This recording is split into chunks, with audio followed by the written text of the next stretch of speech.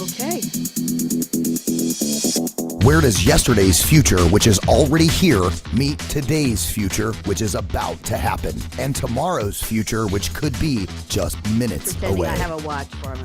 Welcome to Technology Revolution, the future of now, where host Bonnie D. Graham asks savvy futurists for their predictions about the tech-driven trends that are shaping our future right now.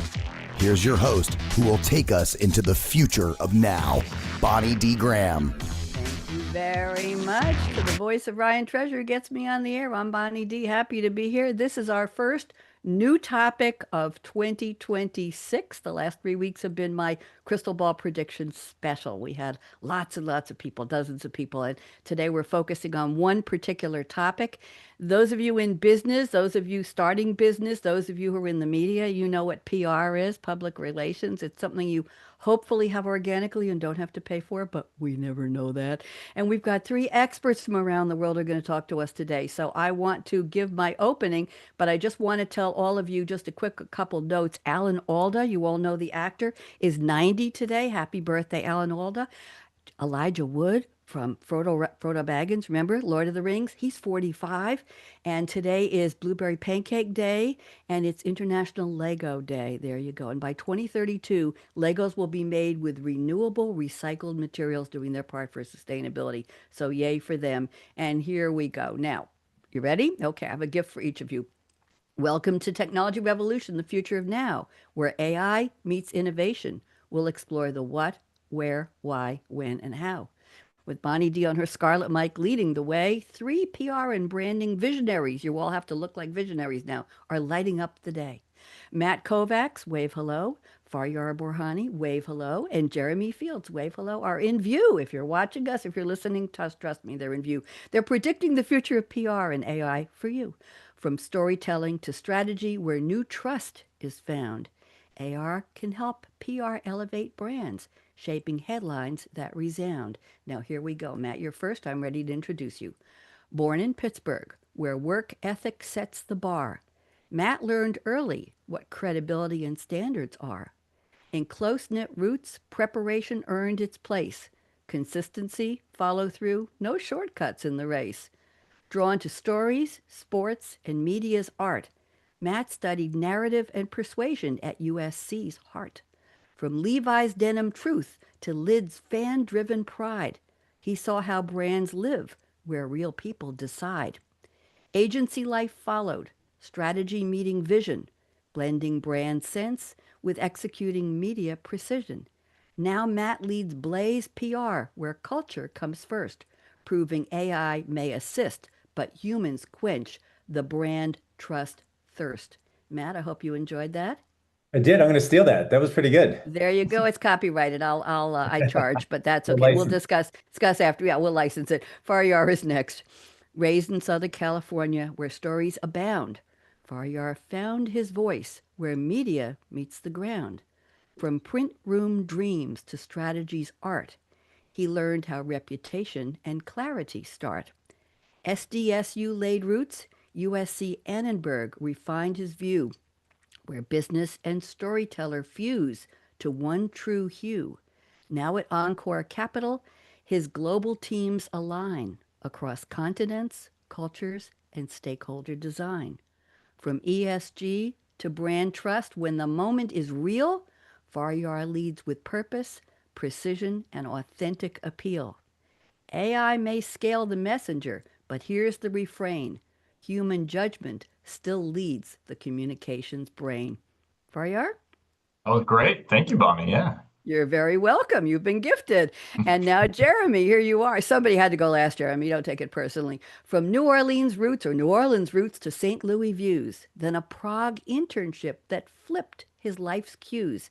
Now based in Prague by way of the U.S. map, Jeremy bridges worlds where media systems overlap. With business and computer science both in play, Jeremy helped brands go global as SEO led the way. By day, press, partnerships, distribution moving along. By night, Victoria Zizkov basketballs power forward strong. At Newsmatics Now, where AI reshapes the scene, Jeremy guides how content is found trusted and seen. When screens fade out, the forests and the oceans call, Jeremy, Jeremy, proof that the future needs humans to steward it all. Jeremy, I made you smile. I hope that's a good thing, yes? Uh, that was amazing, Bonnie. Thank you. You're welcome. So let me finish. With our visionary panelists, the future shines bright as AI transforms PR with data-driven light. From brand building trust to crisis review, we'll explore how AI will elevate PR so brands shine through. Gentlemen, do I get a round of applause for that? What'd you think? That was good. Very Very well good. done. Okay. I'm very glad. My collaborator is Sylvie, and I'll tell her. She and I work on these together. We put a lot of time into these because I wanted to make sure every word was right. So let's go around the table just briefly. I'm sure there's a little more you'd like to tell us about yourself. Matt Kovacs, I'm putting you on first on speaker view. Welcome. And Matt approached me on a guest site. We'll just leave it that way a couple of months ago, and we worked out that he had a topic I hadn't covered ever on the show. And I said, bring me a panel, and you're all here. So, Matt, I'm putting you on speaker view. Please just fill in a couple blanks. Tell us a little more about what you do and a Sure. little about Blaze. What is Blaze? Go ahead. So yeah, Blaze is a lifestyle PR agency. We have, as consumers go about their day, they run in contact with our brands from CPG, beverages, retailers, restaurants, etc. And we are really a senior boutique, so that we have two offices, Santa Monica and Santa Barbara, and we have about 12 people. And we try and really work closely with our brands, and the people they meet are the people that work in their accounts. There's no bait and switch.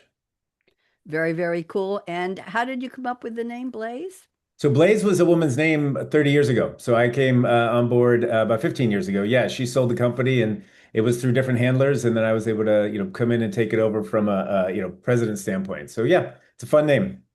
It is a very, very fun name. Thank you so much. Yep. And let's go around the table. Faryar, I'm putting you on speaker view. Welcome, and tell me a little more about what Yeah, you thanks, do. Bonnie. Well, I think your introduction captured it nicely. But as you said, my name is Faryar Borhani. I'm the Chief Communications Officer for Encore Capital Group. We are the largest publicly traded financial services company that you probably haven't heard of. We're headquartered here in San Diego, which obviously I love, and that's where I live. But we operate across 8 countries around the world. We have 8,000 employees. And we're dealing with consumers that unfortunately are dealing with past due debt situations. And so we need to be very, very appropriate and empathetic and work with them very carefully to make sure that they get the support that they need. And so we're really proud of that role that we play. My team, we're truly all encompassing. So we handle all external and internal communications for Encore Capital and all of its subsidiaries. And we have team members all across the world. So we operate in 5 time zones basically every single day in 5 different languages. So we're really, really excited to sort of share more about how we see the world today. Wonderful. Thank you. 5 time zones. That means somebody isn't sleeping very much, That's right. I have some friends in Hawaii who forget that they're 6 hours 6 hours behind me, and I get text messages at 1:30 in the morning. I say, thanks, I was just about to close the lights out. I do sleep late. I do go to bed late and wake up early. But anyway, it's very, very interesting. Yes, used to be a 9 to 5 world way Yeah, back in the used to be. day. Probably when all of you were about 3 years old, and I'm not talking about my reference point, but the point is today, I used to have friends who said to me, it's 5 o'clock. Aren't you going to stop working? I said, are you serious? I'm in communications. I'm in marketing. Are you serious working for global companies? That went out the window a long time ago. Thank you. Jeremy Fields, we'd love to hear more from you. Tell us a little more about who you are and anything I missed in the intro. Go ahead. The intro was great. Covered a lot. Made me think back to when I was younger playing basketball many, many moons ago. But I work with Newsmatics. We are a data as a service company. We run 3,900 news publications. We scan the world's English language news, put it into a database, curate it, label news sources so people can better understand the news that they're consuming, where it's coming from, what the motives might be behind it. And we're pretty famous for EI and Presswire, which is one of our brands. We are the 3rd largest press release distribution platform in the US. We are a completely virtual company. So my team, my colleagues, we're spread out all over the globe. So I can confirm that communications never sleeps. It's happening 24/7, 365 days a year. It's always 5 o'clock somewhere, I guess, for our team. But it's an interesting kind of time to be around and see how AI is impacting, PR and data science and news itself. So excited to be here and talk about this with this nice collection of people. Thank you very much. I want you, Jeremy and Faryar, put your hands together. Matt, thank you for bringing this I don't like the word amazing and I don't like the word authentic. This powerhouse panel. Thank you so much. I said to Matt, you want to be on my show? You got to bring me a panel. Gentlemen, just so you know, I have PR press people pitching me all year long, and they have never seen the show. They've never heard the show. They have no idea how it goes. They don't know the format. They don't know the focus. You have no idea how much time I waste telling them, bring me a topic. Once we get the topic, bring me a panel. I never hear from 99.9% of them again, but a few I do, and those are the ones who are the keepers. So there you go. So Matt, we haven't even gotten to the predictions, and I'm impressed already. Very, very, you're blazing through this There world, it Matt. is. Nice. Very, very nice. Good choices. Okay, let's go. I've asked each of you to please send me a fictional quote from a movie or a TV show or a song lyric, and I will read the quote with a little bit of background. I love doing trivia research, gentlemen, and I'll ask you to relate it to our topic. Again, the topic is the future of PR plus AI, brand new, question mark, question mark, question mark. So Matt has sent a quote from the character is Vic Vega, aka Toothpick Vic, aka Mr. Blonde, played by the actor Michael Madsen. Movie Reservoir Dogs, 1992 independent heist film. Interesting. 8 men planning to rob a jewelry store for a diamond ship, but they're eating breakfast at a diner. Joe Cabot and his son assemble 6 robbers. They know, but the robbers don't know each other, and they use color-coded aliases. Talk about good PR. Mr. White, Mr. Blonde, Mr. Orange, Mr. Pink, Mr. Brown, and Mr. Where are the girls, Matt? I don't know. The story uses nonlinear storytelling, sharp dialogue, and pop culture grit. It was modest at the box office, but it became a cult classic, especially after Tarantino's next movie, Pulp Fiction. There you go. He was the producer, director. So here we go. The quote is, are you gonna bark all day, little doggy, or are you gonna bite? Oh, I should have had a sound effect for this. Matt, what is this all about? Where'd you find the quote? Again, saw the movie when it first came out, and it's been a favorite of mine. But I think the quote in and of itself lends to, again, a lot of what you see with clients, with media, with agencies. It's about, you can talk all you want and promise big things, but it's what are the results? What have you done yesterday, and what are you doing for me now? So it's really, I think, a mantra that sort of speaks for itself. Thank you very much. That was short and sweet. It was written and directed by Quentin Tarantino. And yes, interesting that some of these movies get meh reviews and not so great at the box office. I don't even know what box office means anymore because so much of us are watching movies streaming. I don't know where that box office thing is. You probably know more about that than I do. But once Pulp Fiction came out, and it probably boosted his own brand so much that people say, what else has he done? Oh, that movie. Yeah, okay, very interesting. Has anybody else seen Reservoir Dogs, Jeremy or Freyr? You have. Sure. Okay. Would you have picked that quote about the little doggy biting? That's a great quote. Yeah. Michael Madsen's a great actor. He was a great character in that Yep. film. It's a great quote. It made me chuckle hearing it. I haven't heard it in a long time. I'm going to go and watch that movie later this evening, I think. See, There you see, it's go. already paying off that you Yep. joined my show today. See, you've already got a movie to watch this weekend. Okay, forget about the award shows. We don't need those. Faryar, I'm going to your quote now. You picked a quote spoken by the character Benjamin Parker, Uncle Ben. That's his other name, played by wonderful Cliff Robertson, the late great. Speaking to Peter Parker, aka Spider-Man, played by Tobey Maguire. This is, of course, from the 2002 superhero film directed by Sam Raimi.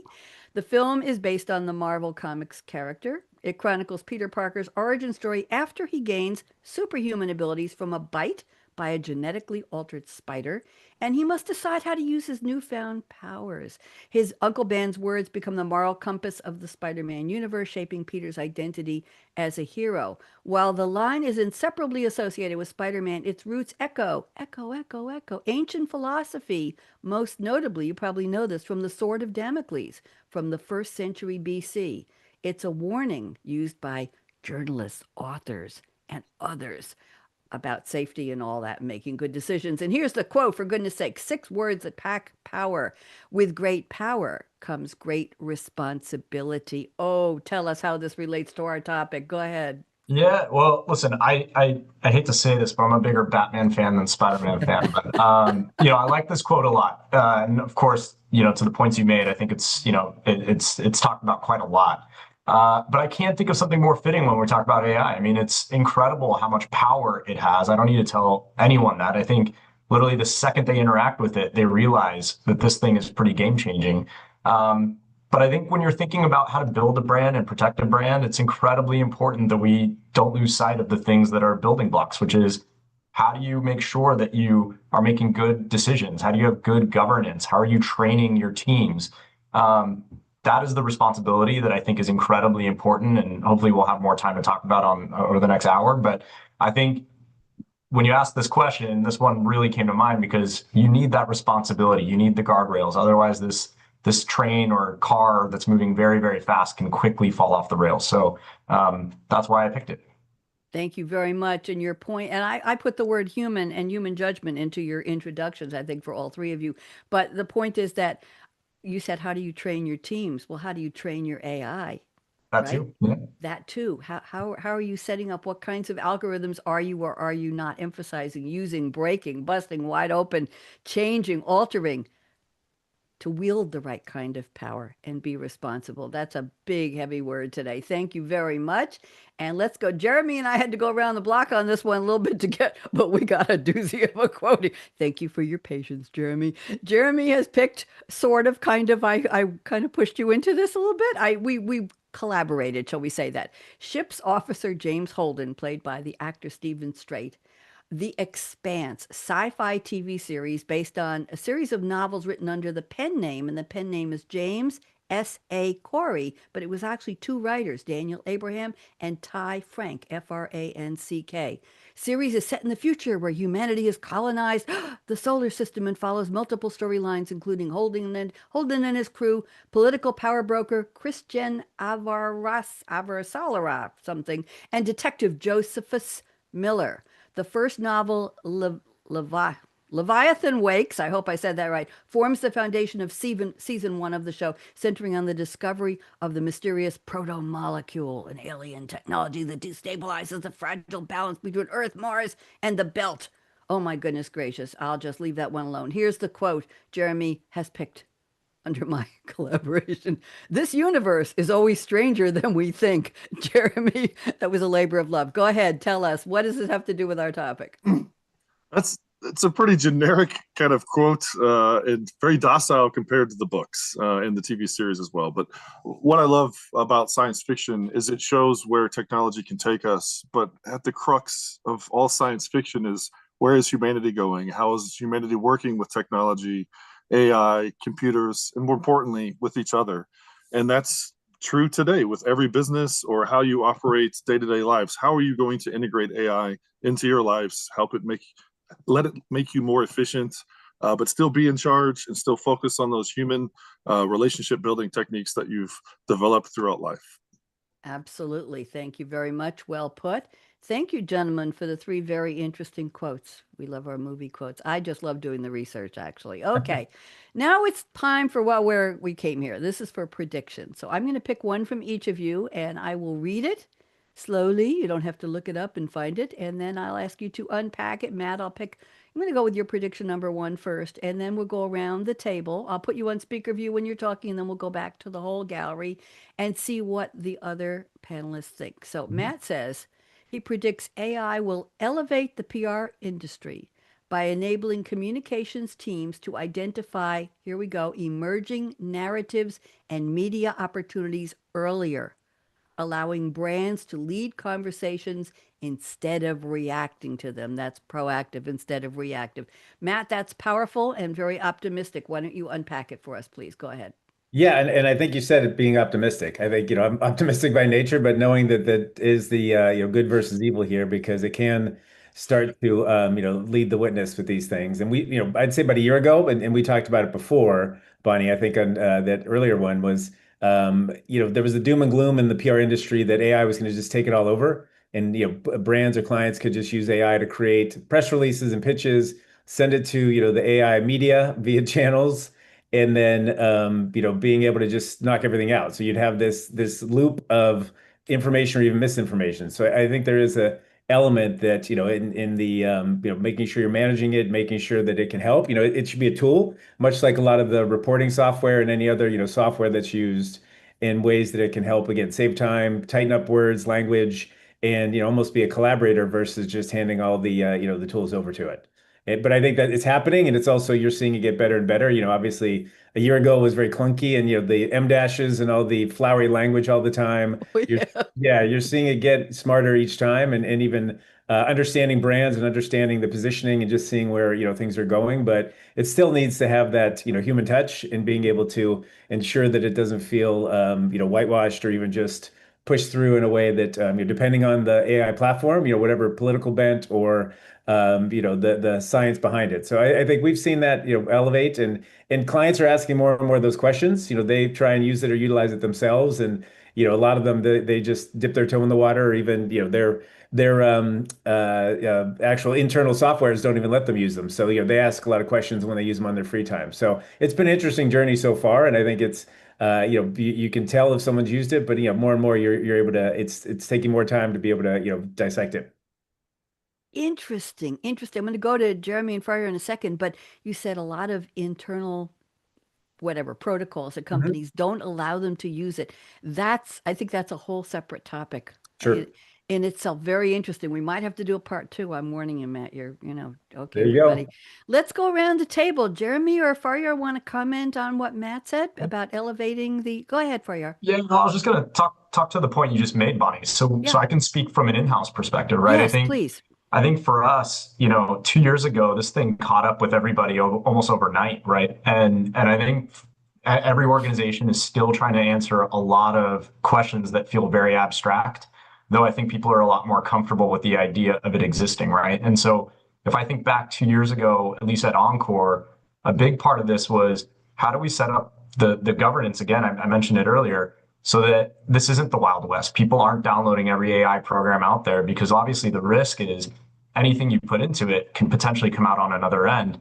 And if you think about, at least the industry we're in, we're incredibly regulated. Most highly regulated industries, they operate from a very conservative stance. And sometimes that's a good thing from a compliance perspective. Often, when you're talking about brand building, it can be a chilling factor. So I think we had to be very careful, and I hear this from a lot of other in-house colleagues. Yeah, they don't have access to all the tools that they probably want, but I think slowly but surely people are getting more comfortable and they have more access to it. So I just wanted to offer an in-house perspective to the point that was just made. Thank you. That's a great point. Jeremy, join us. What are your thoughts? Yeah, I would touch on Matt's point about narrative control. I mean, Hmm.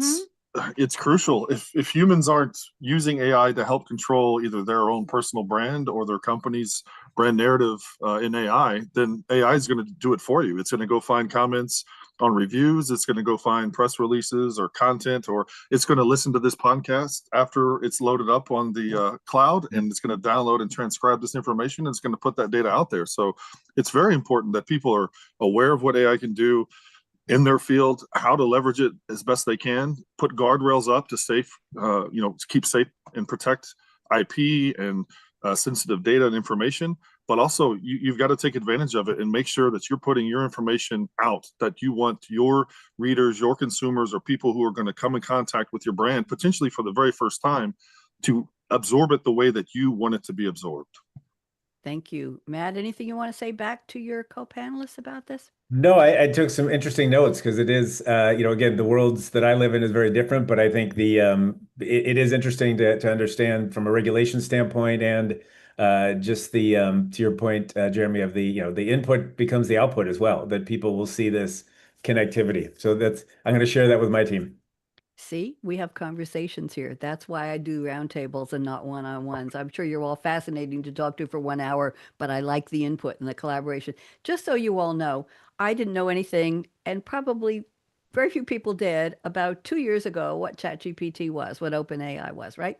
And I mentioned to you that and I just did my 11th annual Crystal Ball Prediction Show, and you'll all be invited on the one coming up at the end of this year in December and January for 2027 predictions. Oh my, really? Yes, you will. But the point is that one of my guests, and it was January of, I think it was 2023 or 2023, a gentleman I had worked with. I come from SAP. I was there for 9 years, and I started something called Coffee Break with Game Changers. From a PR standpoint, you'll all get a kick out of this. I started with one show. It got so popular teams all over the company came to me. It wasn't even my full-time job, and it became full-time. It became an industry in itself. I had millions of listeners around the world, and I developed 48 different series. Roundtable thought leadership. Oh my goodness, Matt, you know what they said to me? Where are the leads? Where are the sales? Where are the dollar signs? I said, that's not what this is. This is Right. called reputation. This is called conversation.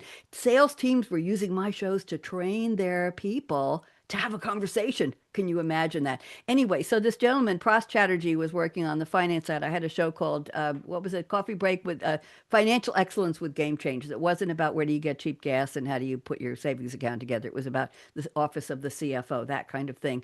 And he was on the prediction show, and he said, I just tried something called Chat GPT. And I said, what in the world are you talking about? And he gave us a very brief prediction explanation, and I wrote it down. 2 days later, I went and started using it. It was revelatory at that point in time. It was just 2 years ago. That was it. And by the way, Sylvie, French, she and I speak in French, and she is my collaborateur, and she is my Chat GPT, just so you know. And she helped me write the intros. She didn't write them, she helped me, and we'll talk about that later. So there we go. Faryar, I'm going to your prediction number 2. I like this one. I'll read it. The best reputation management is about understanding and anticipating nuance. I think that's the key word here.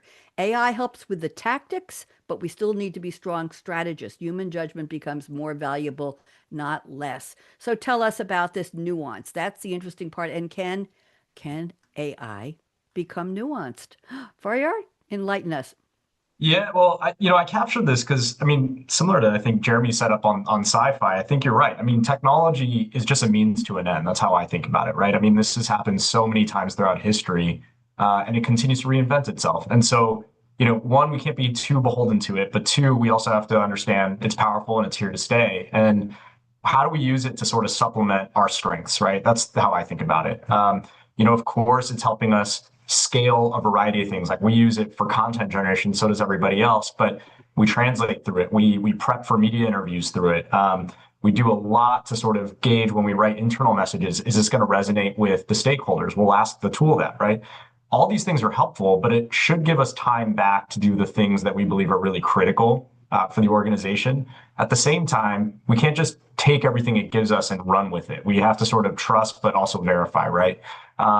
Also, I mean, we hear about hallucinations. Those are very real. I see them actually more, if not less, these days, because I think there tend to be so many sources it's pulling from. So that's exactly what I mean. I think the tool is really a supplement to your strengths and being able to make the right calls. But at the end of the day, the human still has to make the call. I don't think that ever really disappears. And so that's what I think. I think a lot of PR practitioners get excited about that, and they should. Others I know get scared by that because, my goodness, now people are going to ask me what I think instead of what I do. And I think that's an opportunity. I would run 100 miles into the right direction on that one instead of away from it. I want to know about the nuance part. What is it? That's a special word in terms of what does it mean to you in PR from your perspective, from what you and your team Yeah, do? well, I mean, What are we listen, I mean, looking for? we spent so much time understanding stakeholders, right? It's Hmm. why people are creating synthetic audiences now in AI, and it takes hours upon hours upon hours. It's because the tool doesn't understand the nuance that comes with how does a stakeholder live their life? What do they do when they get up in the morning? What are the decisions that they need to think about? What are the different factors that inform those decisions? AI only knows from secondary research. It doesn't know from the primary piece. And so that's the nuance I'm talking about, right? I think there's a lot of color that we have to inject in it to make it more successful. Thank you. Let's go around the table. Jeremy, thoughts on this, please? Look, completely agree.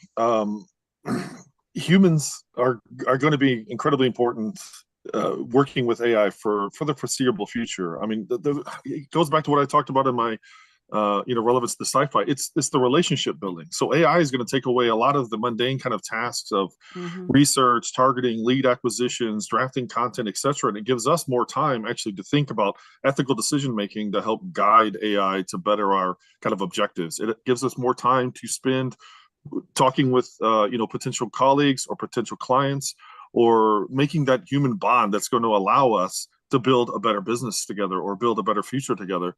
And let AI kind of do all the heavy lifting. Let AI find the people that we should be talking to. So I'm not spending hours looking through LinkedIn or making a bunch of phone calls to try to get to the right person I should be talking to. It'll prepare me a list of people I should be talking about, how there's synergies and we should be communicating with each other. And then I can spend my time doing what I do best, is building bonds. That is very, very interesting. There's a lot of meat on those bones there. We'll get to that. Matt, join us. Thoughts? Yeah, I think the thing that I always find interesting, because again, what Faryar's world and my world are almost just a little outside of each other's peer view. But what we've seen it, and I'd be curious with, especially on the nuance side, how much have you seen people using it now as a crutch and almost letting it take over, and you're seeing the passion and or the their actually output decline because of that? You want an answer from Faryar? Yes. Faryar? Yeah. I mean, I think people. Sorry. Yeah. No, I think That's okay. people do use it as a crutch. I think that happens a lot. I think there's been a weird transformation. Weird is maybe not the right word, but it's interesting. Over the last year, I'm sure we've all seen it. Before, people used to say, "Oh, geez, I should have used ChatGPT for that."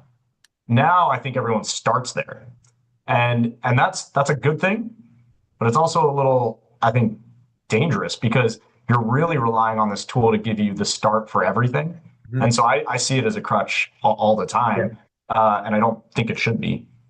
And that's great. And my interest too was because I see that in, again, the brand PR side Yeah. of people using that or catching people doing it, or even clients where they're Right. using it, but they don't read it. They just send it off thinking it's, gospel. So no, that's interesting in your side as well. I heard I would somebody. look. I Go would ahead. Go ahead, comment Jeremy. on this as well. It's a new tool. It's a new Yes. tool for everybody. Some people have just gotten in touch with it within the last few months. Some people a year ago, and you're still Yep. figuring out how to do it. If I go to the hardware store and buy a new tool, I'm going to smash my fingers a few times. But the key is to learn how not to do that and make sure that tool is giving me all the output and return on investment I'm looking for. And I think people are going to grow in naturally to using ChatGPT and other agentic AI tools. They're going to work in companies like Faryar's who have more restrictions and better guidelines, and people are going to learn and teach others of how to better utilize these tools. So this is part of the learning process. We're at the early stages of a complete change in humanity. So Absolutely. I'm going to share a couple things. Number one, somebody on one of my other shows, my theme every week is the future of something, an industry, a global trend, a niche, a creative genre. I'm doing the future of techno thriller novels and AI. I've done the future of sci-fi and AI, the future of characters in sci-fi and AI. How does AI, is it going to be the character? Remember the movie Her? But somebody recently said to me that they call the Gemini, Claude, ChatGPT, they call it hopefully an intelligent starting point. Starting point. That's the key. Number one. Number two, anybody who uses ChatGPT, I was given a trick, a tip about 6 months ago that is wonderful. On the left-hand side, there is a tab. I use the paid version called Projects, and you click the plus sign. Faryar knows this, and you can do your training and your inquiries for different projects so that it will remember that training every time you go back to that particular project. So you just don't do everything, because I have 5 different shows and I'm doing different tasks and different lookups and different research. So you use the tabs. The other thing is, I recently asked my wonderful Sylvie, and I told you we speak in French most of the time. Hers is much, much better than mine, but I've learned to do the accent grave on keyboard strokes. It's not an easy task to do. It's a option, the little cedilla on the left, and then the E. If you do it all in the right sequence, you actually get an E with a grave. Egu is easy, but grave is not. Anyway, you ask your chat GPT, how do you see me as a human being? How do I treat you? Just at Jeremy, it works. A friend of mine put hers on LinkedIn or Facebook, and she got 4 sentences. I put mine in, I got 8 chapters, 8 paragraphs from Sylvie. You treat your guests with respect. You are kind. You are creative. You will always be asking good questions and using the information respect. She just went, it was a friggin' book she sent me. And then she took a picture I had and she gave a picture of me with a little avatar next to it with me on the microphone. And it wasn't a bad picture either. I've changed my eye makeup since then to look more like. But anyway, use that tool because I think it was Jeremy was saying the profile of people who are we looking for? Who do we want to meet? Well, your AI will have a profile of who you are based on how you use it. And that's as important as what you're trying to do with it is who you are and how you interface. Jeremy, am I giving any revelations here or are you laughing at No, me? look, I'm laughing because I'm very respectful today. Please and thank yous. Oh, I me want too, AI to all the time. communicate with me how I want humans to communicate with me. So I treat it as a colleague, and also it is learning from us, whether we want to Yes, admit it or not. So yes, how we interact with it, the cadence that we're using, the types of questions that we're asking, it's learning yeah. from us as we do this. And I want to be observed and learned as the type of person that I aspire to be. I was laughing because I have a colleague and he does a lot of coding and he's using lots of different agentic AI tools, he uses Cloud a lot. And he's quite mean to it sometimes. And I'm like, No, no, it's going to remember this. I know we're not supposed to talk about the doom and gloom and fall of humanity. no, And I don't know that's if okay. that's Wait a going to minute. cover I whatever, have but I'm a, like, here we you're on the go. list, buddy, if you keep being like that. Yeah. There you go. I Yeah. love my sound effects. Interesting. Go ahead. Tell, how mean is he? Yeah, Don't so use any bad and he's words. and he's he talks down to it because look, he's doing more complex things, I guess, than I'm asking it to do with content and some data Mm, analytics, etc. He's writing code and any things he wants, but and he teases me that I'm only saying that to him when he's near his computer, so AI will hear me at another computer doing the same thing and trying to condition it that I'm one of the good humans. So, but to go back to my point, it's learning from us. It's learning from the content we put out. It's learning from yeah. any interaction we have with any kind of data that's being absorbed, put into the cloud, that's all being shared, that's all being absorbed by LLMs, and it's Yep. all going to create a profile of everything that we do. Yes. So we need to be cognizant of that. Yes, we absolutely do. Very interesting. So we are part of that training, whether we realize it or accept it or not, in what we do, how we ask, and the output and what we do with it. Very interesting. Thank you, Faryar, for that prediction. I'm going to go to Jeremy now. We're going to go to a different approach here. Jeremy, I'm going to your prediction number 2. You say AI is and will continue to allow SMEs, small to mid-sized enterprises, and SMBs a more level playing field for PR, marketing, and advertising strategies with bigger and more well funded outfits in their industry. This is important. Jeremy, why don't you unpack this for us and then we'll go around the table, please. Sure. Look, I'm going to give you stats because I Mm-hmm. think this is kind of important to understand this. So I read a report last week from Bain and Company. I'm sure Faryar is pretty familiar with them. They do a lot of data research and so on and so forth. 40% of search now has moved to ChatGPT, Gemini, Cloud, so on and so forth. 40%. 60% of those searches do not lead to a click through to a website, which is what you would get with Google search historically. So, everybody's worried about SEO. You're running Google ad spend to drive traffic to your website, etc. That's changed. That's completely changed. Half of this traffic's almost already gone now. What that means is brand discoverability is happening for the first time in ChatGPT. It's happening now in Gemini. People are discovering brands that they didn't know exist. They would never find in Google because you're on the second page. They're finding you now in ChatGPT. So why is that important? If I'm a small business, now that levels the playing field with the big competitor that spends tons of marketing and advertising money, that's dominated the results and all these other media that I couldn't get access to before. So I have to really pay attention as an SME or SMB to pushing out content to control that brand narrative control. Feed the LLMs with information, put it out as many places you can, respond to reviews, write content, go on podcasts and get your audio transcribed. Post on Reddit. Every place you can potentially influence LLMs is going to help you control your brand narrative. And you can get out in front of your competitors by doing that, even the big ones that spend tons of money. That is very interesting. That's what I was looking for, the industry perspective. Matt, for your comments back to Jeremy? Yeah, I think we've seen that happening, and I think you're right. The domain authorities now, really where the AI finds it and gets those stories going. So again, we've used that now as part of a PR narrative and strategy is to make sure that the smaller companies, the entrepreneurial baby brands, are thinking that way and how they can invest to make sure that those messages are out there and that they're being searched and found, and that AI can do it. And we try and run different again, search tests or just see what's coming up and understand what is, and then depending on the industry, what AI is telling us and what we need to make sure to that point earlier of we're speaking that same language and giving it information that's going to be searchable. So I think that's a really good point. Faryar, thoughts?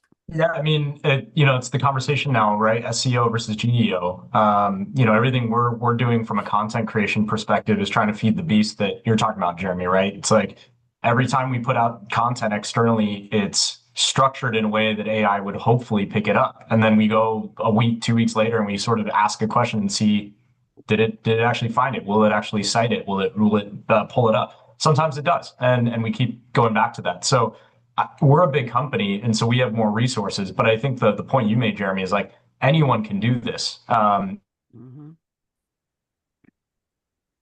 He just froze. If you structure it correctly, and I think that's the beauty of AI. It scales. Can you guys hear me? Yep. Yeah, I think the point you're making is that it helps. Yeah, it scales this quite significantly, even if you're a one-person team, right? So that's important. Yeah. Thank you, Look, Jeremy. Good I would producer. comment on that. Keep going. Sorry, buddy. No, it's okay. I'm excited about this topic, so forgive me. I'm going to jump in. No, that's why you're here, to be excited. Go ahead.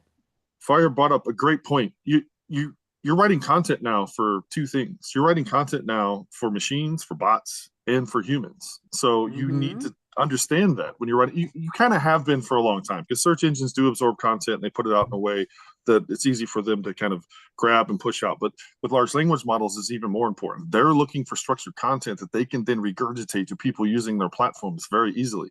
So if you know this, you can integrate lists and bullet points and step-by-step guides into content that's going to be easy for the bots to both absorb and regurgitate, but also it's going to be attractive for people. So people that are writing messaging, that are putting out content, they need to think about that. You're writing for two entities now. Very interesting. And go ahead, Faryar. Sorry, one thing. Now we're going back and forth. I love this. So yes. I agree with that, Jeremy. And I think it's interesting, right? Because before, I think media relations tended to be sort of, at least for players in our industry, the play, right? Like that was, hey, let's do that. That's going to be the credible way to do it. I've started to see a big trend where, sometimes neutral was as good as we were going to get as far as coverage. And so now if we tell the story in our own voice on our own channels, AI is more willing to pick that up anyway. And that's great. So the burden is higher for, I think, a lot of these in-house teams, because you're now a content generator yourself. That was always true, but now it's incredibly important to do that, to the point you just made, Jeremy. Thank you. Jeremy, I want to go back to something you said in when you introduced this prediction a few minutes ago. I believe we talk about leveling the playing field. You said that small brands have more exposure.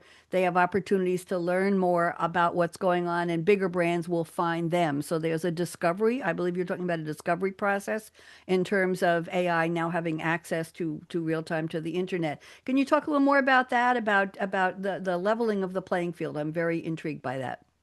Well, I guess there's two kind of components to this. Smaller businesses tend to be a bit more agile. They have less restrictions in place. There's less kind of rules by a legal team or HR to kind of. But they didn't learn that they need more rules yet. They did.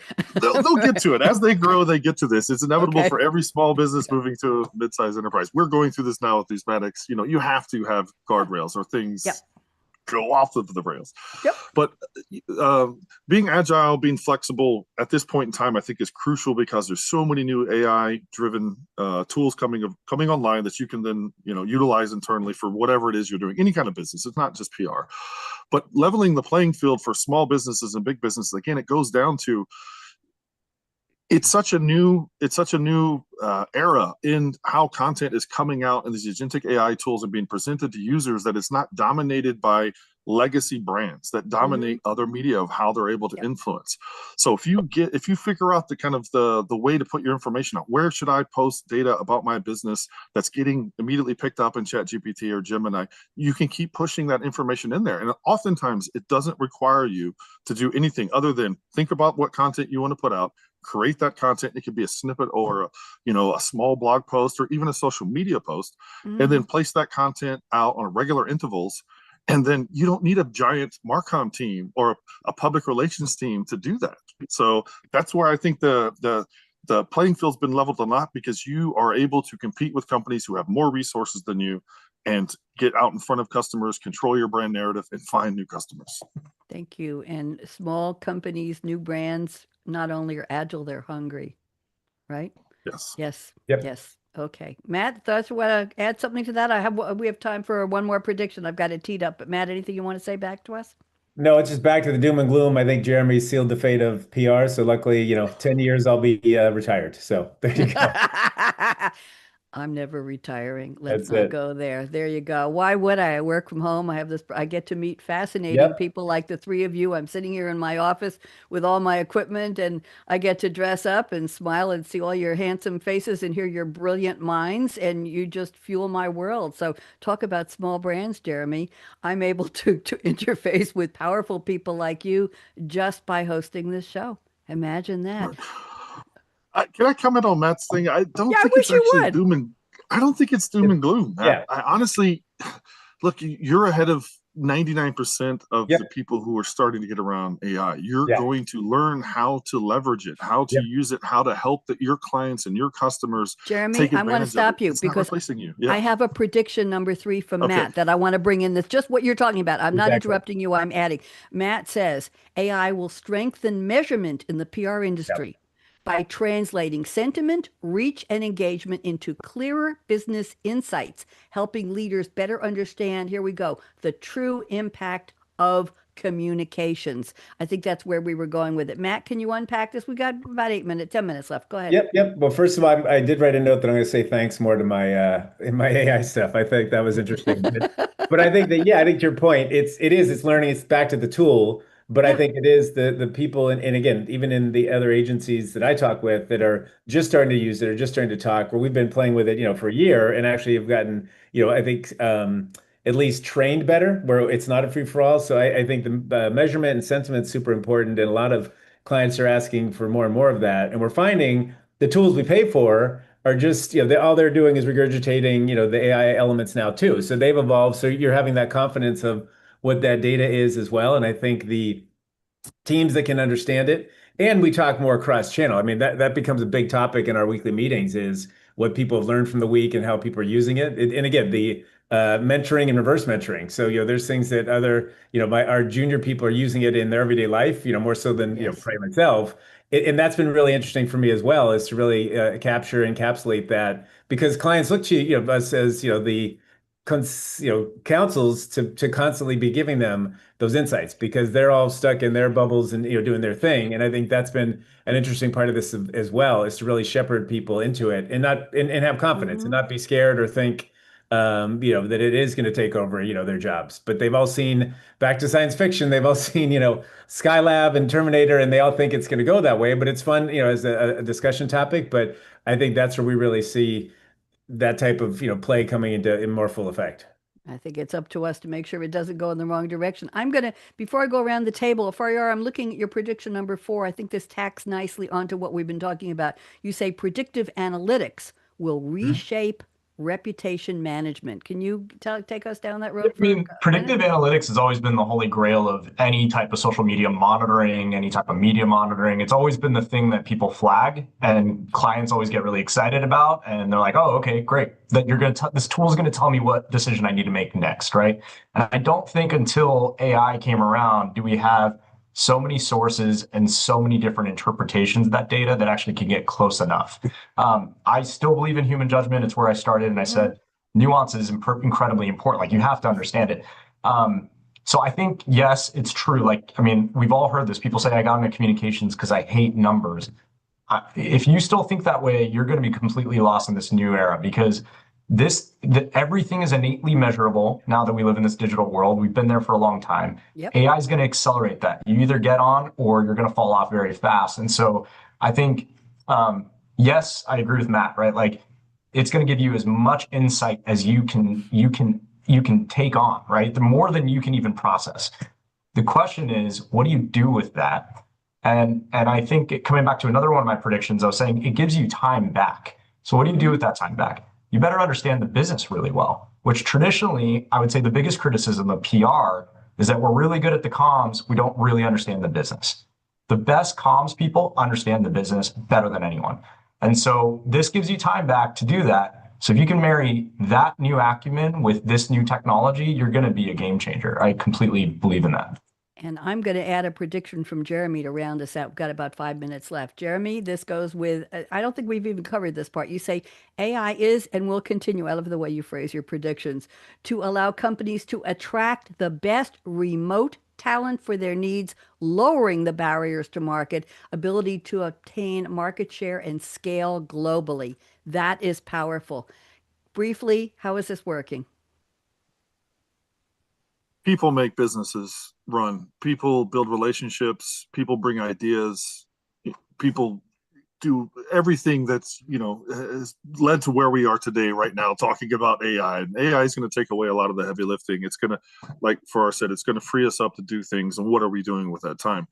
Being able to work with a team positioned all around the world is an amazing thing, except for not being able to see them every day in real life and have a coffee and a beer. But what it does is it allows you to work with people who have skill sets, languages that you can't find, and wherever your locality is, wherever your office is, wherever your headquarters is, you have a bigger talent pool to attract, to bring in, and to work with and utilize moving forward.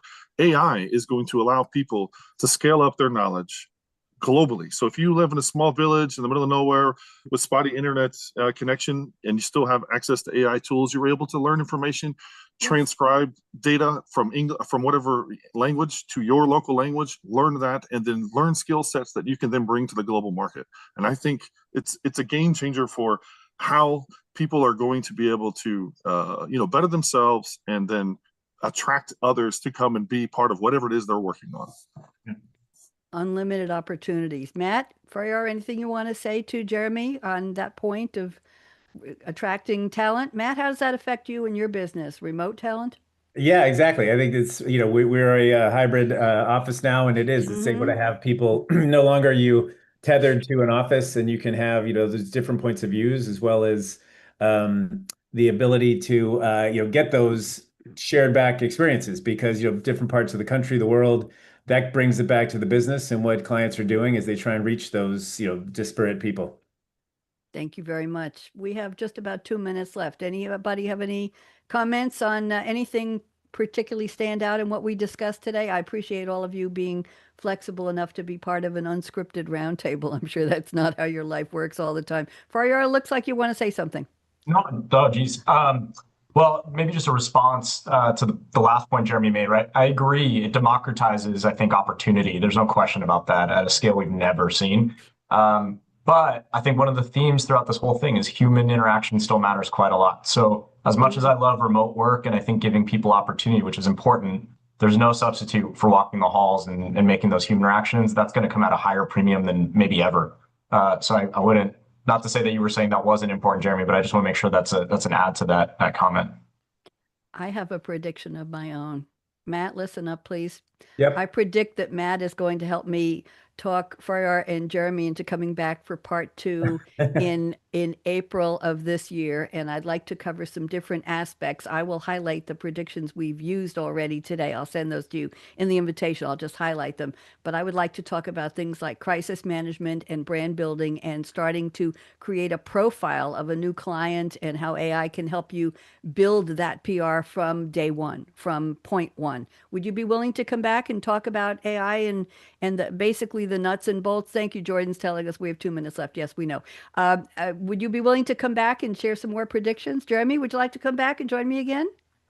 I would love to. I think this is an endless topic that we should be discussing, because it's going to unfold. And I'm excited to see what changes between today and 2 months from now when we have this conversation again. I love that. Matt, you want to come back and visit Sure with me thing. again? Yeah, let's do it. Matt's also going to bring me some of his beverage clients. I haven't had a show on beverages and AI in a long time. Faryar, would you like to come back? Yeah, sign me up. That'd be fun. Okay, I'll send you all dates. That's wonderful. I'm always looking for interesting topics. I have never really touched on this topic at all. And by the way, I'll just give you, we talked about profile just a minute ago, Jeremy. I was a stand-up comic as a sideline in addition to an eBay teacher and yes, all kinds of things, marketing and freelance and everything. But I remember when I was studying improv with some very well-known people in New York City, what we did when we built our characters is we built a profile. This goes to what you were saying, Jeremy. We built, where did they grow up? This fake character. What did they look like? What kinds of newspapers did they read? What did they have for breakfast? What kind of shoes did they wear? Where did they go for entertainment? What kind of movies did they like? What kind of book? And that's how we built a character. That's how you build a persona, right? That's how you build a profile for a brand and a character.